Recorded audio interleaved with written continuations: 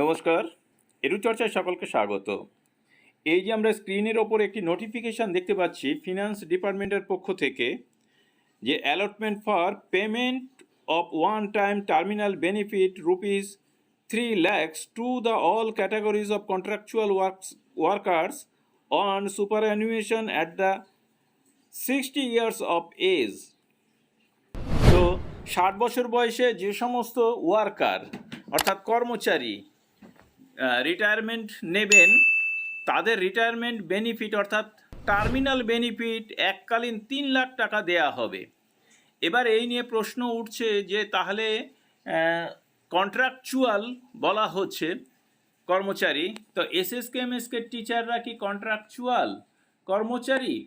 তো তারা কি এই 3 লাখ টাকা পাবে? কারণ এর আগে প্যারা টিচারদের 3 লাখ টাকা দেয়া হবে বলে যে নোটিফিকেশান জারি করা হয়েছিল, তারপরে এই নোটিফিকেশান 28/7/2022 তারিখে জারি করা হয়েছে। তো এই নোটিফিকেশান থেকে আমি যতটা জানি যে এটা কিন্তু এসএসকে এমএসকে টিচারদের জন্য নয়, কারণ এসএসকে এমএসকে টিচারদের 65 নিয়ে যারা রয়েছেন তাদেরও এখনও পর্যন্ত 1 লাখ টাকাই রয়েছে।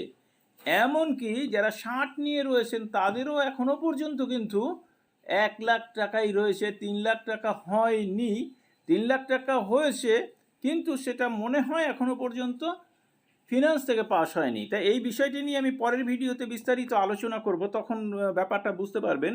কিন্তু এই নোটিফিকেশানে আমরা যা যা দেখতে পাচ্ছি সেটা কিন্তু শুধুমাত্র ওয়ার্কারদের, যেমন পঞ্চায়েতে রয়েছে বা হেলথে রয়েছে বা অন্যান্য জায়গায় যারা ওয়ার্কার রয়েছে কন্ট্রাকচুয়াল, যারা 60 বছর বয়সে রিটায়ার করবেন তাদের কিন্তু এককালীন বেনিফিট দেওয়া হবে এই 3 লাখ টাকা। তার জন্য এই নোটিফিকেশান জারি করা হয়েছে, যেটা এতদিন ফিনান্স ডিপার্টমেন্ট থেকে ছাড়া হচ্ছিল নাম, তো সেটাই ছাড়া হচ্ছে। তো সেই নোটিফিকেশানে কিন্তু এটা এসছে।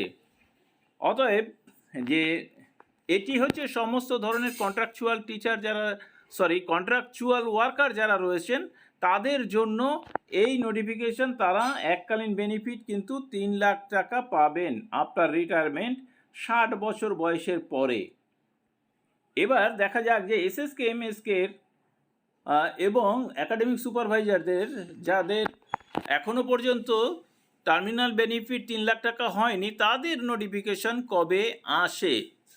সকলকে ধন্যবাদ জানিয়ে শেষ করছি। ভালো থাকবেন, সুস্থ থাকবেন।